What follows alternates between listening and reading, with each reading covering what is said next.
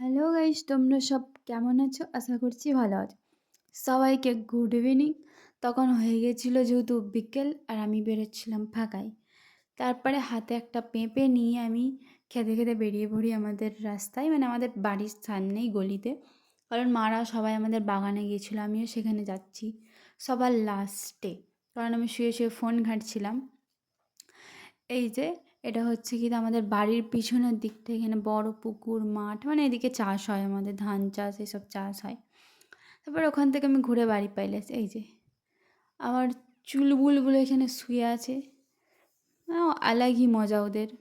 তারপরে আমি ছাদে চলে আসি, এসে সব জামা কাপড়গুলো তুলে ফেলি। মামাকে বলে তুলে নিয়ে আয়, যেহেতু সন্ধ্যা হয়ে গেছে। সন্ধ্যা হয়ে গেলে তার আগেই সব কিছু তুলে নিতে হয়, জামা কাপড় যা থাকে।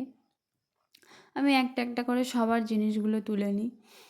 দেখে মনে হচ্ছে যে অনেক বেলা, কিন্তু একদমই বেলা ছিল না।